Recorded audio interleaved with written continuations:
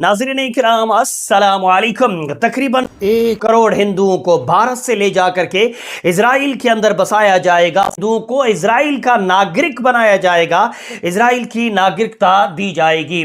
ऐसा ही कुछ बयान सोशल मीडिया पर बहुत ज़्यादा वायरल हो रहा है।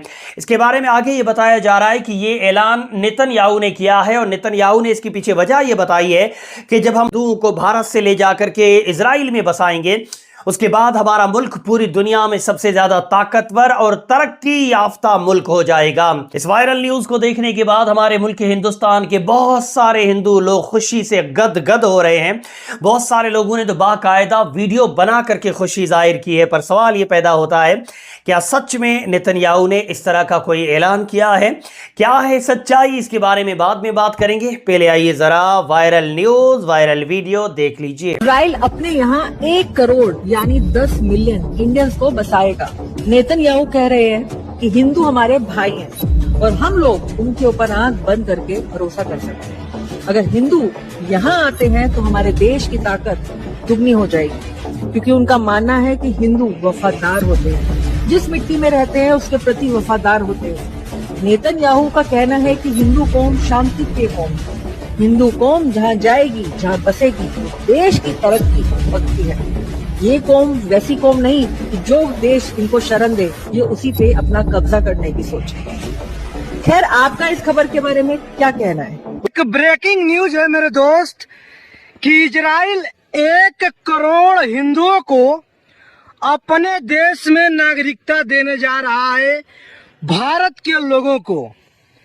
तो जो भारत के लोग जाएंगे, जनसंख्या भी बढ़ेगा और वहां की ताकत भी बढ़ेगी। जबकि 80 से 90 लाख इजराइल में यहूदी हैं, फिर भी इजराइल किसी भी देश से टक्कर लेने के लिए तैयार रहता है। और उस देश में 1 करोड़ हिंदू चले जाएं तो देश और भी मजबूत हो जाएगा।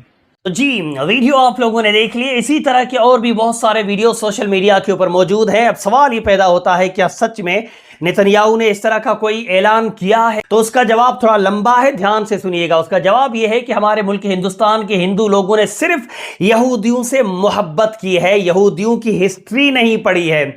यहूदियों की जो तारीख है वो हमारे मुल्क हिंदुस्तान के हिंदुओं को नहीं पता है।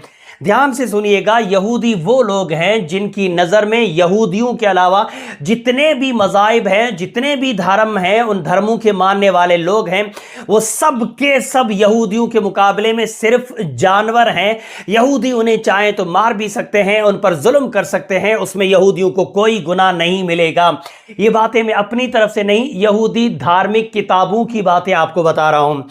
6 billion idol worshippers who makes God angry every second of their life. Indian, Chinese, Japanese, Tibet, Nepal, Thailand, so many. India alone is 500 million. China is 2 billion. So many, 2 billion Christians, which are idol worshippers. Between Chinese, Hindus, Buddhists, and Christian, at least 6.5 billion people are idol worshippers that, according to the Torah, do not have the right to live. Idol worshipper goy, it's that penalty. Do not have the right to live. Idol worshipper goy, it's that penalty. Do not have the right to live. Idol worshipper goy, it's that penalty. 100 million in India, bow down to a cow, bow down to other idols. In India, I have thousands of idols. What does Hashem need them for? What for? To eat? Bow down to a piece of a statue? What does he need them in the world for? What do they contribute to the world? Zero. यहूदी सिर्फ एक greater Israel बनाना चाहते हैं, उसमें सिर्फ वो लोग आके रहेंगे जो यहूदी होंगे।